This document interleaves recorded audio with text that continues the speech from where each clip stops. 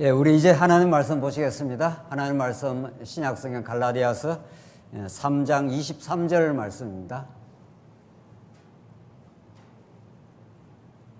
예, 갈라디아 3장 23절 말씀입니다. 찾으신 줄 알고 봉독 드리겠습니다. 갈라디아 3장 23절입니다. 믿음이 오기 전에 우리는 율법 아래에 매인 바가 되고 계시될 믿음의 때까지 갇혔느니라. 이같이 율법이 우리를 그리스도께로 인도하는 초동교사가 되어 우리로 하여금 믿음으로 말미암아 의롭다함을 얻게 하려 함이라. 믿음이 온 후로는 우리가 초동교사 아래 있지 아니하도다. 25절까지 우선 봉독 드렸습니다. 우리는 지금 갈라디아서 말씀을 통해서 은혜의 복음을 지금 우리가 듣고 있습니다. 은혜의 복음을 다른 말로 말하면 하나님의 언약대로 오신 하나님 나라의 복음입니다. 은혜란 우리 편에서 어떤 것도 만들 수가 없고 하나님 편에서 작정하시고 언약하신 것을 그 언약의 내용인 하나님 나라를 우리에게 선물로 주신다. 이게 은혜입니다. 기독교에서 가장 중요한 그 단어인 거죠. 기독교 복음을 설명하는데 가장 중요한 단어 하나를 꼽으라면은 물론 근본적으로는 언약이 될 거고 그 언약의 하나님을 우리가 깨달아갈 때 은혜가 될 것입니다. 우리는 지금 갈라디아서가 개진하는 그야말로 인류사에서 어떤 인간의 사상과도 정반대편에 있는 계시된 복음, 율법에 대한 근본적인 새로운 해석, 이것이 갈라디아서에 개진되고 있는 놀라운 은혜의 복음입니다. 우리는 지난 시간 복음의 지금 은혜성을 지금 확정해 가고 있는데 지금 2장 15절부터 계속 논리의 흐름을 따라가면서 복음이라는 것은 인간 편에서의 어떤 노력, 인간 편에서의 어떤 보탬, 인간 편에서의 어떤 몸부림, 이것이 복음을 복음되게 하는데 하나님 나라를 우리가 선물로 받는데 어떤 인간 편에 플러스 알파 요인이 될 수 없다. 지금 이것을 이제 복음의 은혜성이라는 명제를 가지고 우리가 확인하고 있습니다. 우리 지난 시간의 내용은 기억하십니까? 하나님께서 주신 이제 율법이라는 게 있는데 지금 문제는 이 당시에 갈라디아 지역에 있는 교회들에게 율법주의자들, 유대주의자들이라 해도 되고 율법주의자들은 이들의 도전이 지금 교회의 근간을 지금 흔들어 놓고 있는 중이죠. 바울은 은혜에 의해서만 우리가 하나님 나라 백성이 되고 하나님을 우리가 언약의 여호와 하나님을 알게 되었다. 이 풍성하고 놀라운 은혜 속에 산다 했는데 이제 파고 들어온 거죠. 교회는 진리의 말씀이 정기적으로 제대로 선포되지 않으면 언제나 우리 영혼을 파고 들어오는 사단의 도전이 있습니다. 그 중에 하나가 대표적인 게 이 갈라디아 교회를 흔들고 있는 율법주의자의 도전인 거죠. 그들은 예수 그리스도를 믿음으로만 우리 하나님 앞에 설 수 있는 게 아니다. 할례도 지키고 안식일도 지키고 또 우리 편에서 어떤 시도와 노력들이 하나님의 사람으로 서는데 또 하나님의 교회가 세워지는데 도움이 된다. 이런 식이죠. 그것이 굉장히 달콤하게 들려온다는 사실입니다. 아니야. 이렇게 그걸 거부하고 복음에 서가면 좋지만은 인간이 그렇지 않습니다. 우리 인간이 말씀으로 이제 에베소서에 가면 말씀으로 무장케 하시지 않습니까? 구원의 투구를 쓰고 의의 흉배를 붙이고 이런 온몸을 하나님의 말씀의 복음의 능력으로 무장을 시키지 않으면 인간은 굉장히 허약합니다. 인간이 이렇게 단단하지 않습니다. 인간의 공로를 부추기거나 인간 안에서 가능성을 자꾸 부추겨주면은 그것이 유혹이 되는 거죠. 그래서 율법이 언약의 하나님 나라를 이루는데 도움이 된다 이런 것이죠. 율법을 지킴이. 그러나 우리 지난 시간에는 지난 시간 하나님께서 미리 정하신 언약을 430년 후에 생긴 율법이 폐하지 못한다. 율법을 하나님께서 모세에게 주기 전에 하나님이 아브라함에게 언약을 맺었다. 무슨 언약을? 이스라엘 나라를 복된 나라로 만들어주겠다. 이제 구약의 하나님 나라는 거죠. 모형적인 하나. 하나님이 이스라엘 백성들의 행위 조건이라든가 뭘 하나님 앞에 충성을 했다 이런 거 아무 상관없는 거죠. 아브라함에게 나타나서 그래 했다는 거예요. 그래서 이후에 그럼 율법을 왜 줬느냐는 거예요. 이게 이제 화두가 된 거죠. 그 후에 율법을 왜 줬어 이거죠. 이제 자꾸 율법주의자들은 그 율법 자꾸 지켜야 된다, 또 우리가 지킬 수 있다 이러지만, 지금 우리 지난 시간에는 율법이라는 것은 이미 타락한, 이미 아담 때로부터 선악과 율법을 어긴 인생이라는 것을, 또 구약 맥락에서는 400년 종살이 하던 백성이라는 것을 자각케 하고 깨닫게 하고, 그들이 스스로 의롭다함이 없음을 하나님께서 노출을 시키고, 하나님의 방법으로, 하나님의 언약의 신실함으로, 그 규례로 너희들이 하나님 나라 백성이 될 수 있다, 그걸 깨닫게 하려고 줬지, 그거 지켜서 어떤 인간 편에서의 어떤 공로가 누적이 되거나 하는 게 아니다. 그래서 지난 시간 너희 살게 하는 율법을 준 게 아니다, 이거 아주 혁명적인 말씀이죠. 살으라고 준 게 아니다, 죽으라고 줬다 이 말입니다. 쉽게 말하면 너희들이 죽은 죄인이라는 걸 밝혀낸다. 그 이스라엘 백성들이 민수기에서 그들이 노출시킨 그들의 범죄의 모습들이죠. 우리 지금 민수기를 확인하고 있지 않습니까? 그래서 우리 지난 시간 22절 한번 보십시오. 그러나 성경이 모든 것을 죄 아래 가두었으니 이는 그리스도 예수를 믿음으로 말미암는 약속을 믿는 자들에게 주려 함이라. 율법과 죄는 항상 같이 나갑니다. 율법을 주신 것은 죄가 발생하게 되는 거죠. 또 율법을 주신 것은 발생된 죄를 드러내는 거죠. 그러니까 뭐 율법을 우리가 어떻게 해서 뭐 노력해서 뭘 할 수 있다 이런 말하고는 성경하고는 아무 상관없는 게 아니라 반대에 있는 사상이죠. 그래서 하나님이 이제 그걸 가두려고 율법을 줬다.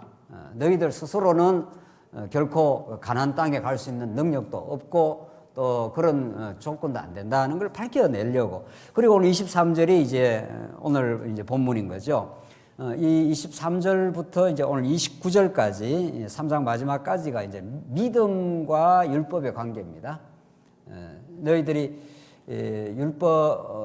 율법이라는 것은 이제 믿음이 오기까지 하나님이 그 역할이 있을 뿐이다. 그걸 오늘 23절에서는 몽학 선생, 옛날 우리 개정판에는 몽학 선생, 요즘 이제 이 성경 번역에는 개정 개혁판입니까? 이 번역에는 이제 초등교사 이렇게 번역을 해서 한번 보십시다. 믿음이 오기 전에는, 이때 믿음이라는 게 그리스도를 믿는 믿음인 거죠. 예수가 오기 전에, 그리스도 오기 전에 이렇게 설명해도 되죠. 믿음이 오기 전에 우리는 율법 아래 매인바되고 계시될 믿음의 때까지 갇혔느니라. 참 이게 굉장히 중요한 표현입니다. 하나님께서 우리를 가두어 두려고 율법을 주셨다는 거예요. 언제까지 가두어 두려고? 예, 믿음이 올 때까지. 이때 믿음은 그리스도가 오실 때까지. 우리는 그리스도를 믿는 거니까. 참 이게 이제 정말 중요한 부분이죠. 하나님께 율법을 주신 것은, 구약에 율법을 주신 것은 믿음으로 우리를 가도록 만들려고 하나님께서 가두어 두셨다는 거죠. 이게 얼마나 이방 종교와 우리 기독교의 이게 극명한 차이입니까?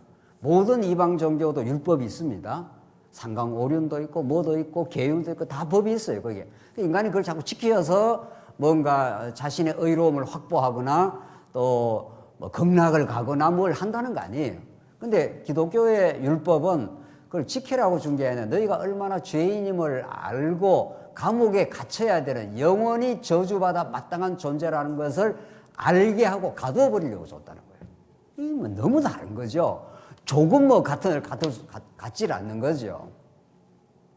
그래서 이게 기독교는 적극적으로 말하면 굉장히 배타적인 종교입니다. 이때 배타한다는 건 뭐 사람을 배타한다, 사람을 뭐 싫어한다, 우리가 왜 저 사람은 배타적이다 할 때 그런 의미의 배타적인 종교 아니고 절대적인 종교고 다른 진리의 가능성을 복음 외에는 없다, 이렇게 그런 의미의 배타적 종교입니다.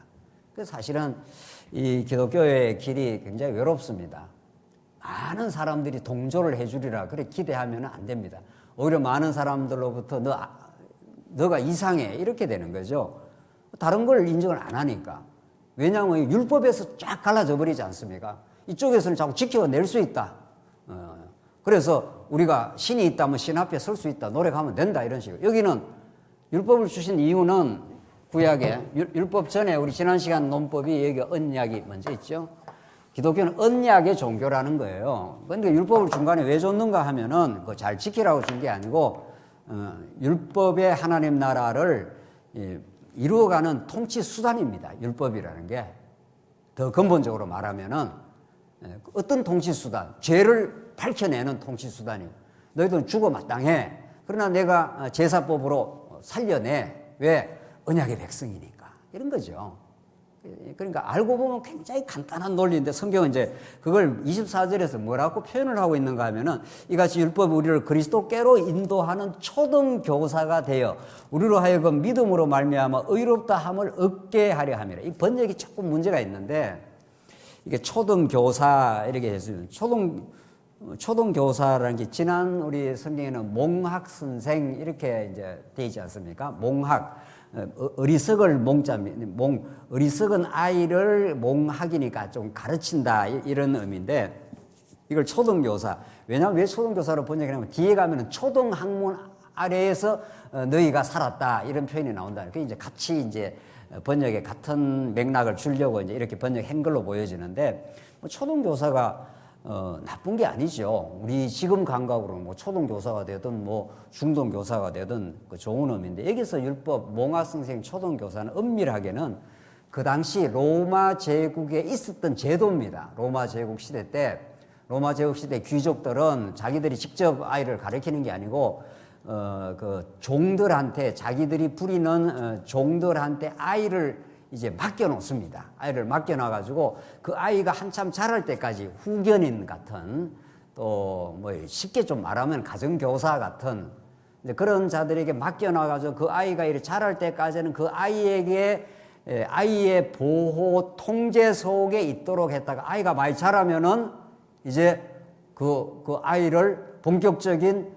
그 집안의 주인의 반열에 딱 옮기는 거예요. 그게 이제 로마 시대 때 그런 귀족들 이렇게 이제 힘 있는 사람들이 그 종들을 부려가지고 몽학선생 노릇을 초등교사 노릇을 했다 이런데 더 중요한 거는 이 당시의 역사적 이해에 따르면은 이 몽학선생 혹은 초등교사가 우리는 초등교사하면 그게 별로 부정적 이미지가 별로 없지요.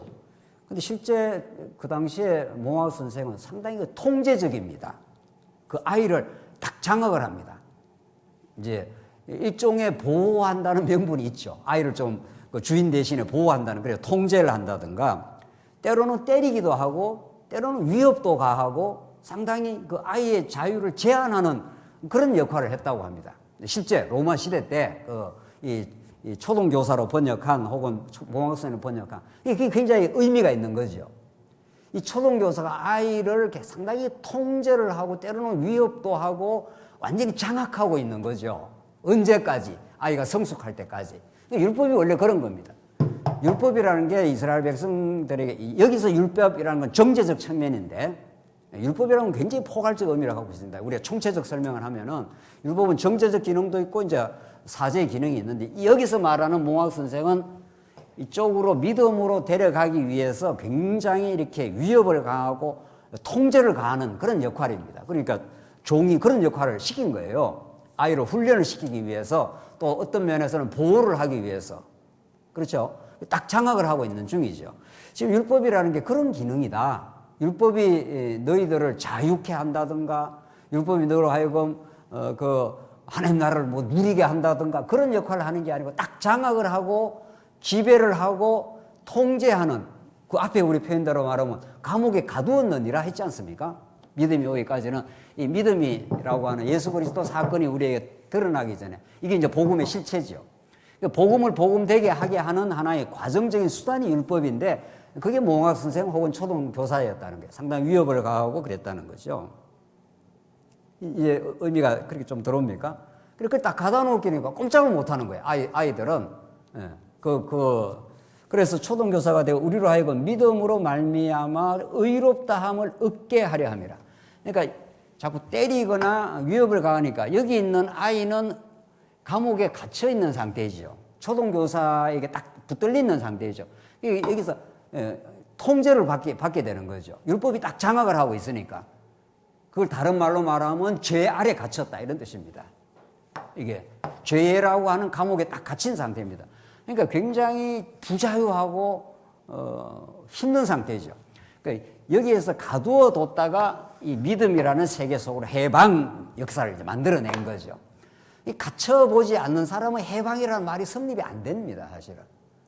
이게 이제 하나님께서 자기를 계시하는 하나의 그 상대적 원리인데, 이 세상 만사가 절대적이신 하나님의 그 전능하심, 그 크신 능력과 은혜, 그걸 결국은 이 땅에 살면서, 자, 아까 우리 식사하면서도 그런 이야기 했는데, 우리의 삶과 죽음이라는 게 사실은 뭐 살고 있으니까 자꾸 살려는 의지가 있지만은, 결국은 살다가 우리는 누구나 죽게 되는데, 우리의 육체의 생명이나 육체의 죽음, 이 모두가 하나님의 자기 계시의 표현들입니다.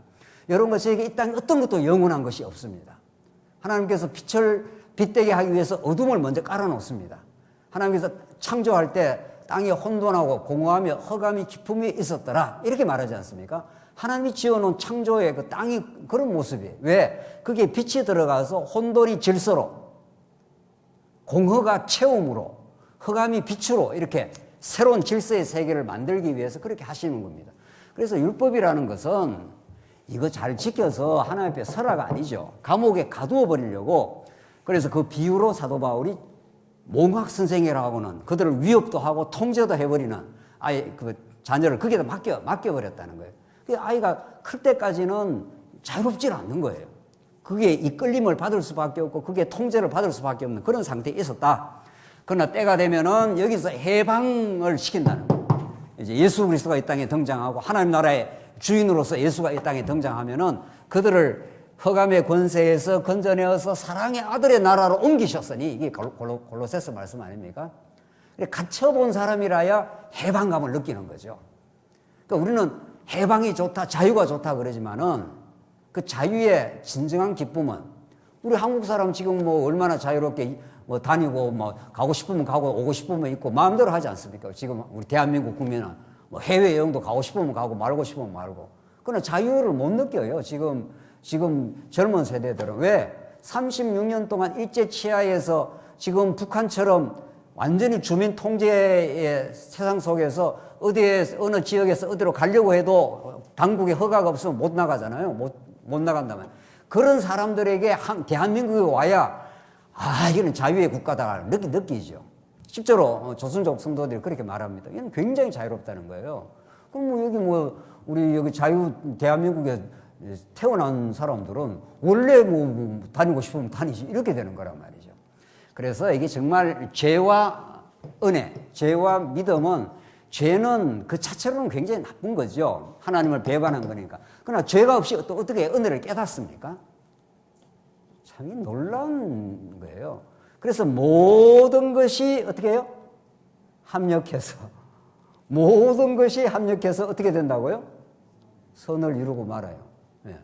우리가 볼 때 이건 나쁘고 저건 좋고 자기가 선하게 판단의 주체가 되어서 그러지만, 하나님 보실 때는 하나님의 당신의 계시를 위해서 언약을 하시고 율법을 줘서 가두어 버린다는 거죠.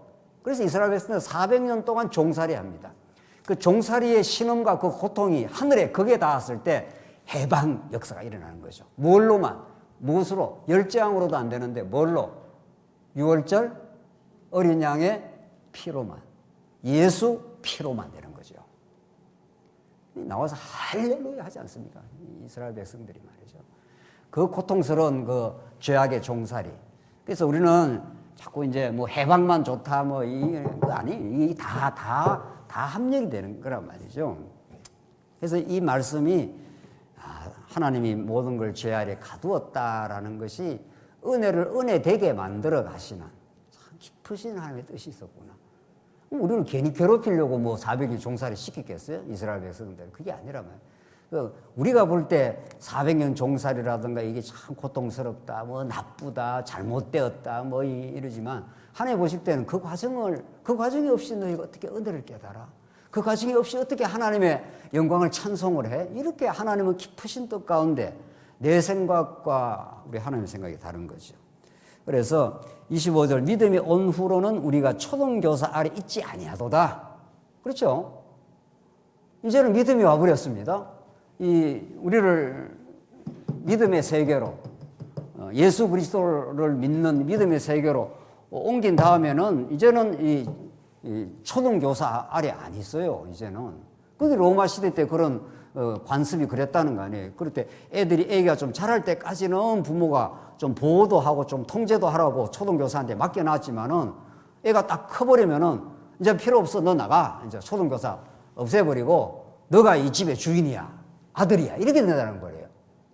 그때라야 이제 내가 아들이었구나. 이렇게 되는 거죠. 우리 집안의 모든 재산이 내 거구나. 이렇게 되는 거죠. 그때 이제 깨닫게 된다는 거죠. 그리고 이전에 그 몽학 선생 혹은 초등학 교사 밑에 구박도 받고 좀 막 두들겨 맞기도 했는데 이제는 그를 오히려 장악하는 아들이 되어버린 거죠. 아들은 아버지의 권세를 갖고 있는 거니까, 상속자가 되는 거니까. 이게 하나님의 깊으신 뜻이었습니다. 이게 여러분과 저를 이 땅에 때로는 죄 때문에 고민도 하고 갈등도 하고 이렇게 하다가 우리가 예수를 만나고 영원한 경륜 속에 영원히 이미 창세 전에 하나님의 우리가 그리스도 안에서 하나님의 아들들이 원래 그렇게 돼 있는 거죠. 그걸 이제 지금 이 땅의 고난을 통해서 죄 가운데 가두어서 살다가 화들짝 깨닫는 거죠. 아, 이렇게 하시려고 하나님이 이렇게 했구나. 이런 이제 믿음의 세계 속으로 들어온 거죠. 26절. 너희가 다 믿음으로 말미암아 그리스도 예수 안에서 뭐가 되었다고요?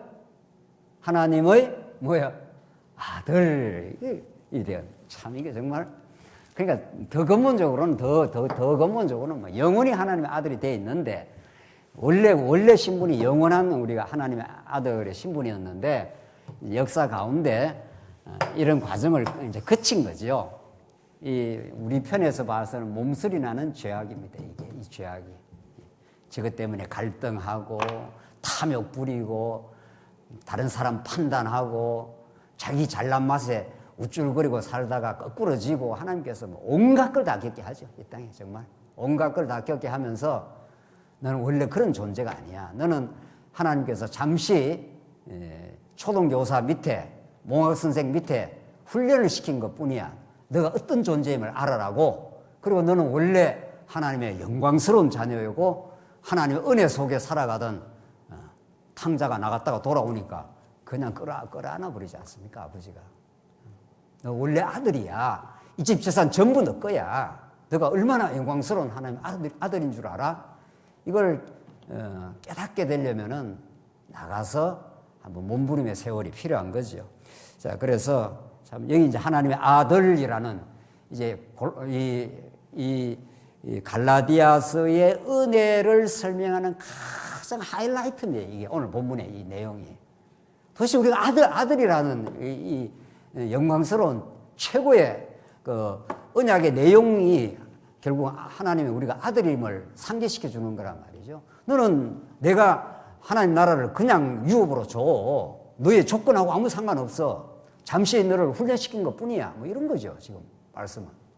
그래서 바로 27절 보십시오. 누구든지 그리스도와 합하기 위하여 세례를 받은 자는 그리스도로 옷 입었는데. 왜 세례가 왜 나옵니까? 왜? 그렇죠? 여기 우리 지금 갈라디아 한 기절 한 문장 한 문장이 지금 복음을 설명하는 하나님께서 바울로 하여금 치밀한 지금 흐름을 따라가고 있다고요. 누구든지 그리스도와 합하기 위하여. 전에는 그리스도와 합한 인생이 아니죠. 죄인이었으니까. 지금 믿음 안에 들어와야 믿음이 그리스도니까. 우리가 예수 그리스도를 믿는 거니까. 믿음이 오기 전에 하는 말은 예수 그리스도가 오기 전에는 예수 그리스도와 떨어져 있죠. 하나님과 떨어져서 죄 가운데서 자기가 주인 노릇하고 착각하고 그렇게 사니 그 안에 무슨 충만함과 참된 기쁨이 있겠어요? 절대로 없는 거죠. 그리스도와 합해지지 않느냐. 우리의 본질이 그리스도 안에서 영원한 하나님의 자녀인데 그리스도로부터 떨어져 나와 있으니까 하나님으로 떨어져 나와 있으면은 자기가 자기를 엉터리 규정을 하고 있는 거 아니겠어요? 자기가 좀 잘 나가면 잘났다 그러고 못 나가면 못 났다 그런 거 아니에요? 그러나 그리스도와 합해버리면은 우리 얼마나 놀라운 하나님의 자녀이고 하나님이 사랑을 받는 존재임을 깨닫는 거죠. 그래서 그리스도 합하기 위해서 세례를 받은 자는 그리스도로 옷 입는 데는 이 세례라는 이 명제가 나오지 않습니까? 세례라는 게 뭡니까? 물속에 들어가서 죽고 어때요? 물에서 나오면 살아나는 거예요. 그리스도와 합하게 된다는 것은 옛사람은 어떻게 하고? 죽고 옛사람은 죽여버리고 이것도 내가 죽는 것도 아니에요. 하나님이 옛사람을 물속에 집어넣어갖고 죽이고 물에서 건져내서 살려서 그리스도와 딱 하나가 되게 만든다는 거예요. 이게 완전히 새로운 신분을 입게 되는 거죠. 이걸 옷 입는다라는 비유로 말하고 있는 거죠. 우리는 과거에 누더기 같은 옷, 완전히 이 누더기 같은 옷을 입고 덕지덕지 더러운 옷, 죄로 물든 옷을 입고 살면서 그런 존재인지 모르고 우리가 사는 거죠. 우리가 얼마나 창세전에 하나님의 자녀인지를 모르고 그냥 아담 타락 이후에 모든 인류가 가는 그 길을 지금 가고 있는 거 아니에요. 자기가 하나님 보실 때는 누덕누덕 더러운 옷인데도 그런데도 자기가 의롭다고 자기를 회칠하고 자기를 포장하고 자기를 의롭다고 착각했던 죽은 시체 위에다가 무슨 옷을 입혀놓은 거면 그렇게 된 거죠. 그래서 너희들은 한번 죽고 예수와 함께 죽고 예수와 함께 살아나는 세례로 말미암아 그리스도로 옷 입었느니라. 이제는 과거에 우리 더러운 옷, 자기 의의 옷 이런 것들 다 이제 벗어 예수 그리스도로 옷 입고 우리가 살도록 그 영광스러운 세마포 옷을 하나님께서 입혀주신 거 아니에요. 그리고 영원히 새하늘과 새 땅에서 영원히 입고 살 거고 말이죠. 네, 그때 가서 지금 우리는 의롭다함을 받았다 하는 것이 그리스도로 옷 입었다는 거죠. 그리스도와 합하기 위하여. 그래 얼마나 완전히 새로운 신분이 됐다는 거예요. 완전히 새로운 신분.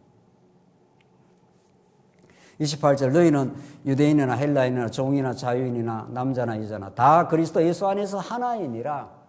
자, 유대인이나 헬라인은 그 민족적 차이가 있죠. 유대인들은 헬라인들, 이방인들 사람 취급 안 했지 않았어요, 그 당시에. 종이나 자유인이나 이거는 뭐 신분이 너무도 극명한 차이가 있습니다. 그 당시에 종은 물건이에요, 물건. 사고 팔고 하는 물건이라고요. 인격이니 뭐 이런 거 하나도 없는 거죠, 그 당시에 종들은. 그런데 종이나 자유이나 그리고 남자나 여자나 그 당시에 여자는 사람 취급이 안 됩니다. 여자가 지금 시민권을 가지고 선거권을 가지고 있는 게 얼마 안 돼요. 미국에서부터 100년 뭐 얼마 더 넘어가면 여자는 선거권도 없어요. 그러니까 2000년 전이니까 이거 말할 것도 없는 거죠. 이만큼 신분의 차이, 이만큼 민족적인 차이가 컸던 시대입니다. 2000년 전이. 그러니까 이 말은 복음의 선언일 뿐만 아니라 엄청난 사회개혁적인 함의를 가지고 있습니다. 이게. 기독교가 들어가게 되면, 이제 복음이 들어가면은 인생이 바뀌는 건데, 완전히 새로운 신분으로 우리가 탈바꿈하는데, 그것이 갖고 있는 이 사회개혁적인 그 임팩트가 대단합니다, 사실은.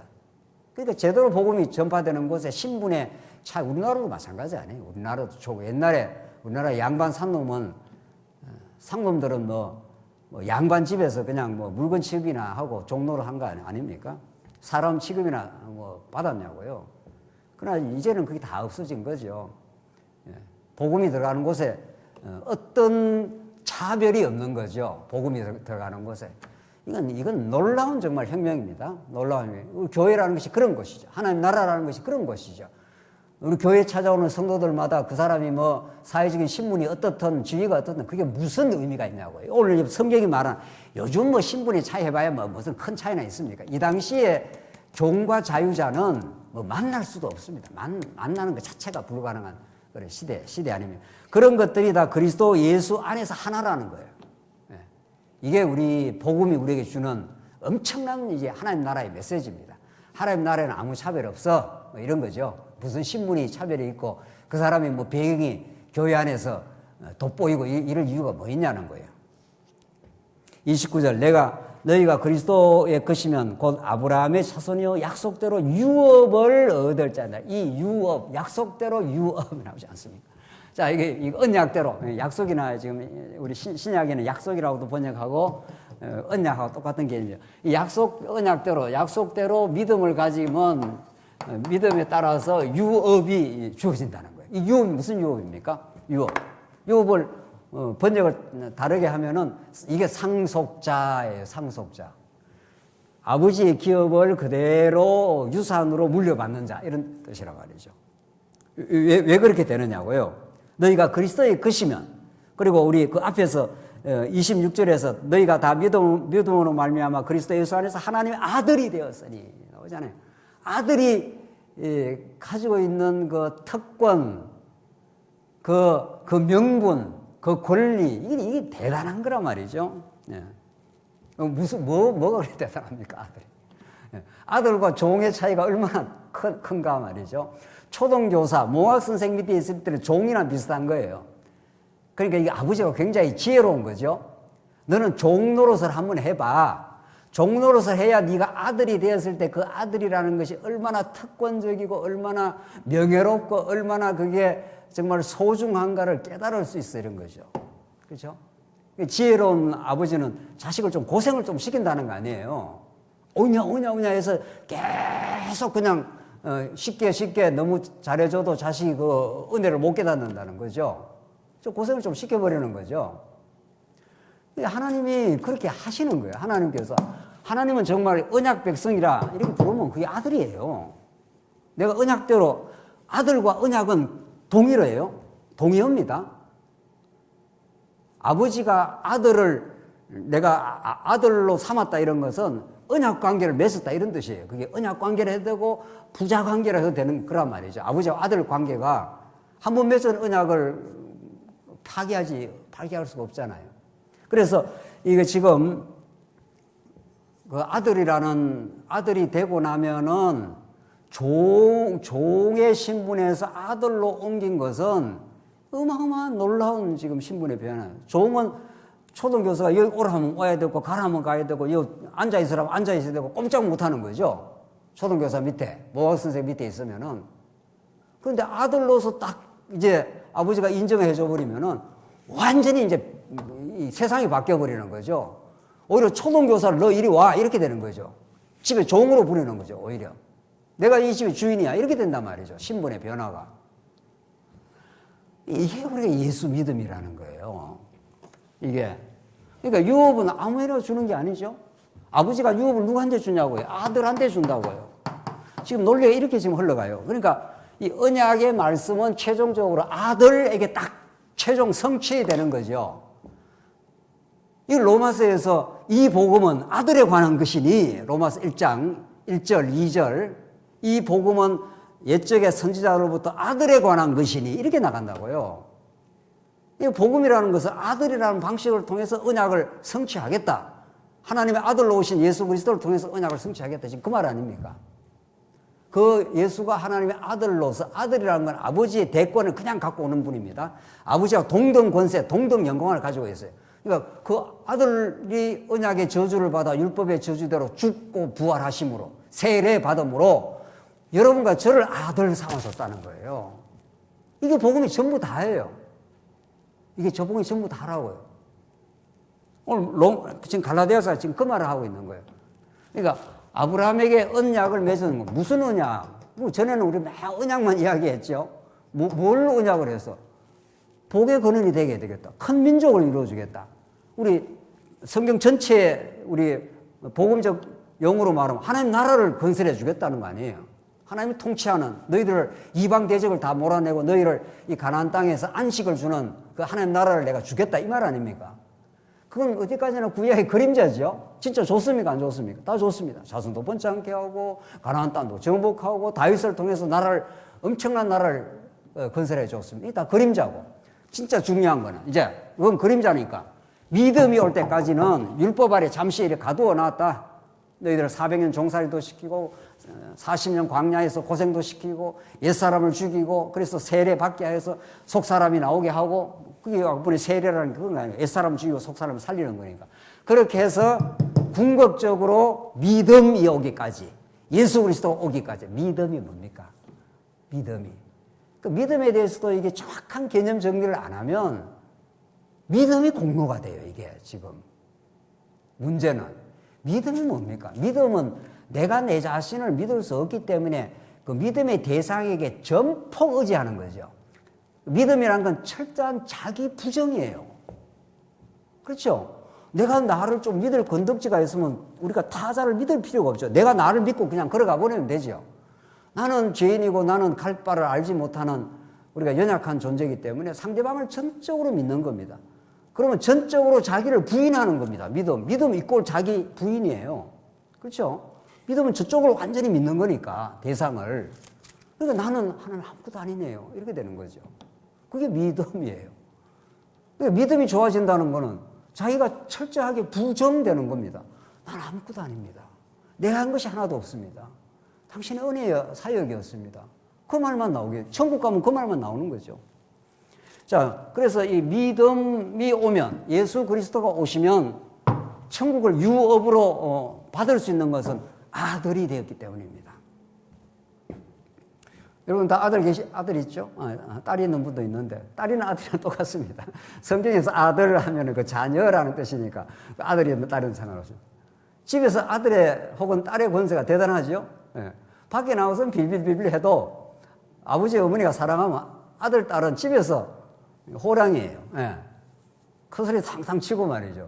네가 뭐 한 게 있냐 말이죠. 한 게 없는데 아들, 딸들은 큰 소리가 나온다는 거죠.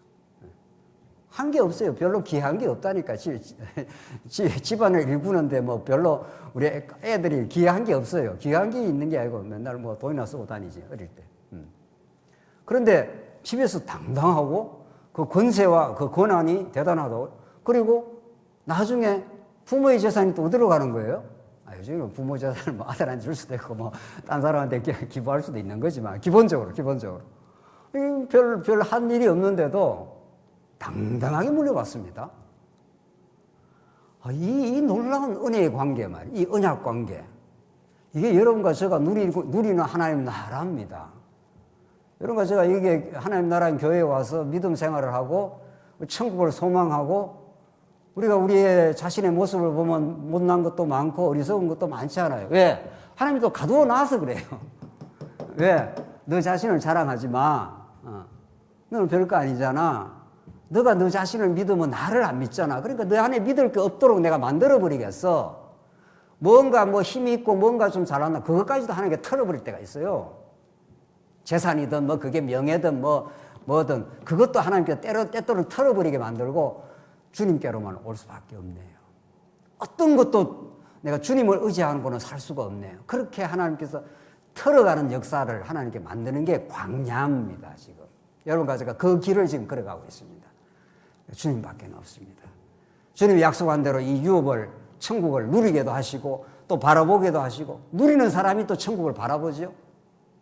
오늘 본문은 그런 놀라운 은혜의 복음, 이게 언약의 복음이고 아들의 복음이고 다 같은 맥락으로 지금 이어지죠. 자, 우리 4장으로 조금 더 한번 정리해 봅시다. 이 아들의 메시지가 얼마나 놀라운지.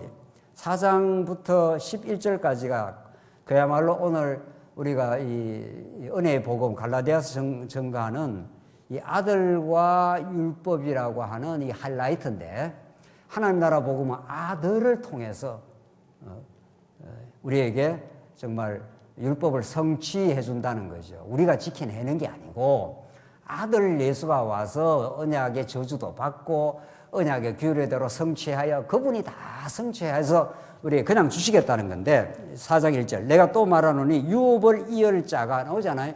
앞에 지금 이게 4장 3장이 계속 이어집니다. 앞에서 3장 마지막 절에서 약속대로 유업을 이을 자다 너희는 조건 없이 지금 이렇게 하나님 나라를 유업을 얻었는데 이런 말이죠. 4장 1절에 내가 또 말하는 유업을 이을 자가 모든 것의 주인이나, 이게 나오잖아요.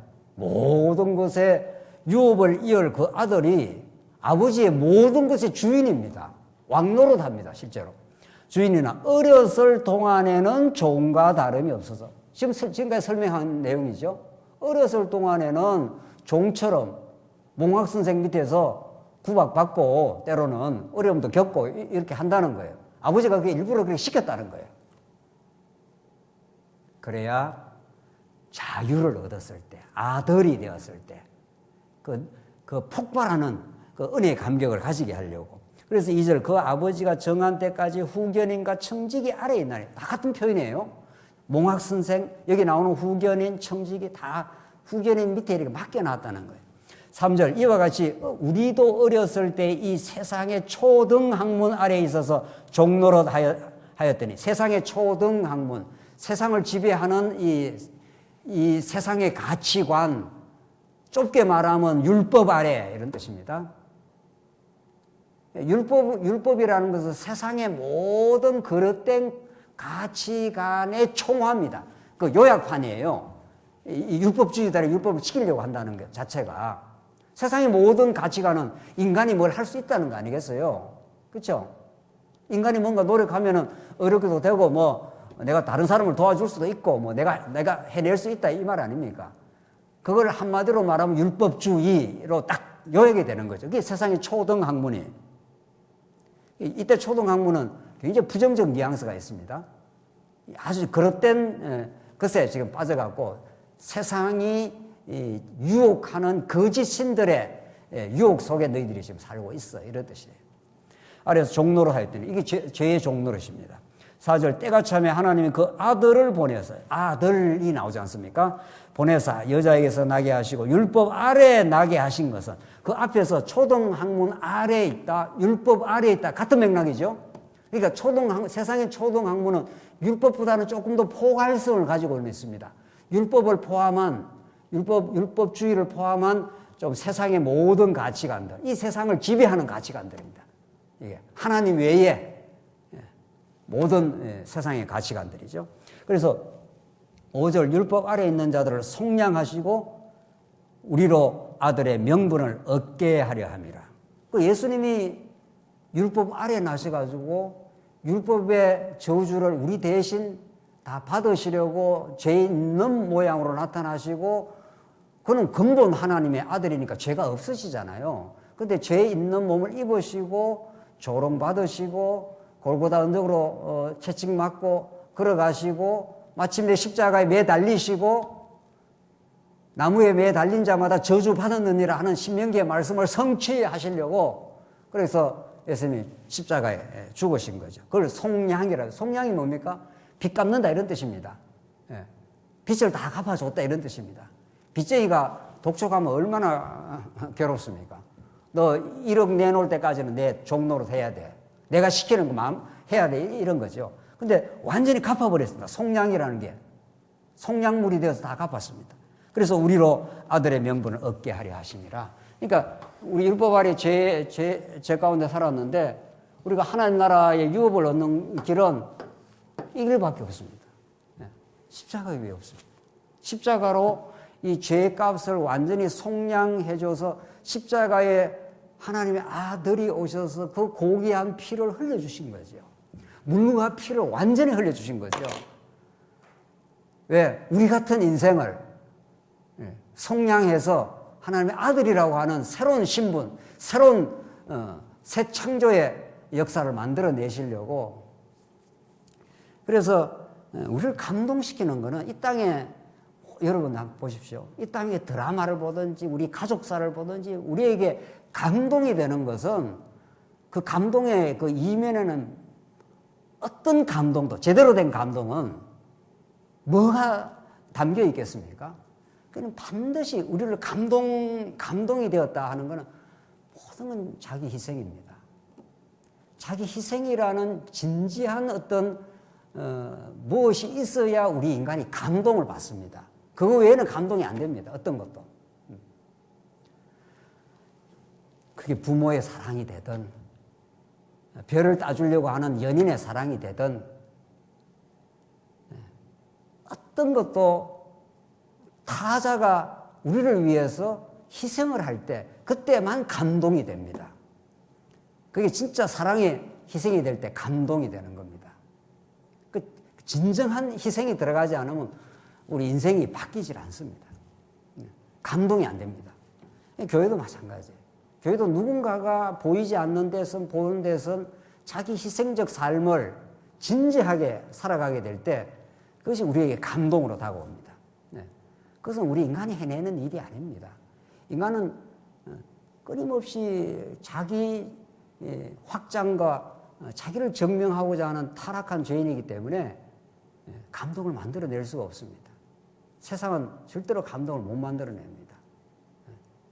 오히려 다른 사람을 이용하거나 다른 사람을 활용을 해서 자기를 입증하려고 하는 게 세상이기 때문에 그리스도만이 그 부여하신 그리스도만이 하늘 보좌를 버리시고 하나님과 동등하신 그분이 자기를 비어 이 땅에 오셔서 십자가에 죽기까지 순종하심으로 자기를 완전히 버리신 거죠.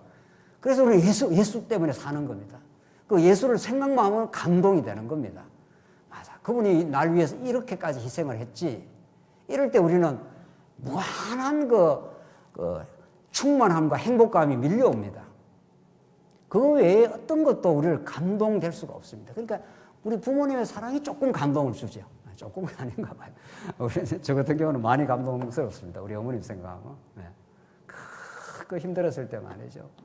우리를 대학 보낸다고 말이죠. 기가 막힌 고생을 했거든요. 인간적으로도 누군가가 날 사랑해서 그 고생한 것은 막 계속 언제나 솟구치는 그 감동이 되는데 하나님의 아들이 말이죠. 자기 보좌를 버리고 이 땅에 와서 그 죽음의 골짜기를 걷다가 마침내 죽어버리는 사건입니다. 그래서 물과 피를 흘린 사건이죠. 그것이 율법 아래 있는 자들을 속량하시려고 우리를 아들의 명분을 얻게 하려 하심이라. 아들의 권리를, 명분을. 그래서 우리가 당당한 아들이 된 겁니다. 이는 다시는 그 사단이 우리로 와서 너 빚내 놔라, 너 죄값을 사망해, 이런 말 못 한다는 거예요. 자, 결론입니다. 6절. 너희가 아들임으로 하나님이 그 아들의 영을 우리 마음의 가운데 보내서 아바 아버지라 부르게 하신 아바 아버지, 가장 친밀한 언약 관계를 아바 아버지라 그렇게 표현했습니다. 그냥 아버지도 아니고 아빠 아버지라. 그러니까 아버지의 것이 나의 것이고 내 것이 아버지 것이고 아버지가 나와 일체다, 이런 의미입니다. 네. 그러므로 내가 이후로는 종이 아니요 아들이니 아들이면 하나님으로 말미암아 어떻게 해요? 유업을 받을 자니라. 하나님 나라 유업을, 천국을 당당하게 우리가 받을 수 있는 명분을, 권리를 가졌다. 이 명분이라는 게 영어로는 right라 해서 full right, 충만한 권리를 가지고 있다. 이렇게 지금 번역을 했습니다. 이 대단한 거죠. 어쩌다가 하나님 다 떠나서 정말 죄 가운데 허덕거리고 채우지 못한 탐욕 때문에 허덕거리던 우리 빈곤한 우리 영혼들을 위해서 찾아오시고 하나님 나라를 성취하려고 율법을 줘서 한번 잠깐 가두어 두셨지만, 믿음이 올 때까지 너희를 가두었지만은 그 가두어 두신 건 늘 괴롭히려고 가둔 게 아니라 자유가 떴다는 것을, 이 갈라디아서가 자유의 복음 아닙니까? 이제 조금 더 뒤에 가면 이제 자유를 선포합니다. 너희에게 자유를 주시네. 다시는 종의 멍에를 매지 마. 이제는 왜 율법으로 왜 돌아가? 너는 율법으로 또 완전히 율법을 예수님이 성취해서 이제는 새 언약이 왔어. 새 언약에 지금 성령이 오셔서 하나님 나라 백성이 되게 하고 하나님 나라 백성에 답게 살게 하려고 성령을 보내주시지 않아. 이제는 사랑의 법이 우리를 통치해. 그의 말할 수 없는 자기 희생의 그 십자가의 피가 우리를 하나님을 섬기까지 못하게 했느냐? 히브리서 말씀이 그렇게 되어 있잖아요. 우리는 그 은혜를 깨닫고 오늘 본문의 말씀처럼 그 7절이 오늘 정말 하이라이트 중에 하이라이트죠. 그러므로 이제는 아들의 명분을 이제 주셨으므로 내가 이후로는 종이 아니요 아들이니. 우리가 종이 아닙니다. 이 교회 와서 누구 명령 따라서 움직이는 그런 종이 아닙니다. 누가 하라면 하고 말라면 말고 그런 우리는 종이 아니고 아들인 거죠. 아들은 아버지의 권한을 딱 물려받았기 때문에 모든 걸 장악을 합니다. 진짜 재산을 다 장악을 하고 그 기쁨을 누리고 주인 노릇을 한단 말이죠. 당당히. 그때 물론 주인은 내가 주인이 아니라 아버지의 그 권한을 우리가 아들이라고 하는 명분을 얻고 정말 하나님께서 주신 그 하나님 나라의 기쁨이 있습니다. 이제는 자유를 누리게 됐네요. 어떤 우리가 사람의 평가, 사람들의 어떤 시선, 이게 내한테는 이제 크게 중요하지 않습니다. 근본적으로 말하면. 그게 내 인생을 규정해 주는 것도 아니고 세상의 평가가 내 인생을, 정체성을 말해주는 것이 아닙니다. 나는 드디어 하나님의 아들이 되었습니다. 그런데 아들이면 하나님으로 말미암아 유업을 받을 자라는 거예요. 세상에. 유업이라는 게 상속입니다. 이게 상속자가 된다. 그 엄청난 것을 계승받는 후계자가 된다. 이게 원래 뜻이 그런 뜻입니다. 그 모든 것을 이제는 아버지의 것을 아들이 관리하는 그런 존재가 되었기 때문에 종이 아니다. 얘는 죄의 종노를 하지 않아. 우리가 죄를 안 짓는다 이런 뜻이 아닙니다. 우리는 더러더러 또 죄를 짓습니다. 죄도 짓고 실수를 합니다. 그러나 죄인으로 규정을 받지 않습니다. 이제는. 왜? 예수 피로 속량을 받아도 아들이 되었기 때문에 여러분의 아들들, 딸들을 집에 와서 자꾸 죄인 취급하느냐고. 죄인 취급 안 하지요. 제대로 된 부모라면은 내가 좀 실수는 했지. 돌아보기는 봐. 그러나 너는 내 재산을 네가 다 물려받을 수 있는 내 아들이야. 세상 어떤 것과도 바꾸지 않아. 그렇게 말하잖아요. 우리 아들이 어릴 때 내가 세상 뭐 대단한 거 있어도 너하고는 안 바꿔 그러니까 이렇게 보더라고요. 진짜 뭐 이런 눈치인 거죠. 안 바꿔. 아빠는 절대로 안 바꿔. 바꿀 수 없어. 하나님이 여러분과 저에게 그렇게 말씀하시고 정말 우리에게 자유를 주신 거죠. 이제는 두려움 없이 전진할 수가 있습니다. 어떤 것도 우리를 패배의 늪으로 몰아가지 못합니다. 우리는 이미 하나님의 자녀가 되었고, 그러나 자녀로 살다가 조금 실수할 수도 있고 어리석은 생각을 할 수 있을 때 내가 원래 어떤 존재였는가 그걸 한번 자각하라 하고 하나님께서 시그널을 주신 것뿐이에요. 그걸 한번 깨달아봐. 그럼 너는 원래 내 아들이야. 언약 백성이야.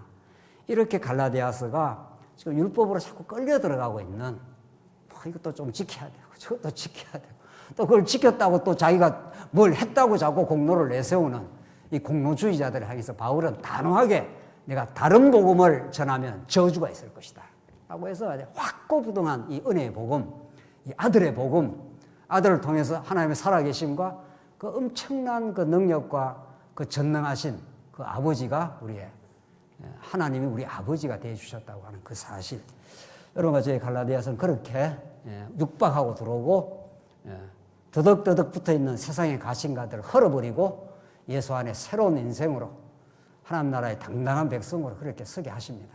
그 진리 안에 우리 교회가 강건하게 새롭게 재건되기를 참으로 바랍니다. 기도하십시다. 자비하신 하나님 아버지 은혜를 감사합니다. 오늘 갈라디아서 말씀에 개진되는 아들에 관한 놀라운 은혜의 말씀을 들었습니다. 우리가 이제 하나님의 아들 예수를 통해서 우리 아들들이 되었사오니 이제 종으로 살지 말게 하시고 하나님이 주신 그 놀라운 은혜와 자유를 향유하며 그렇게 담대하게 전진하게 하시옵소서. 예수님 이름으로 기도하옵나이다. 아멘.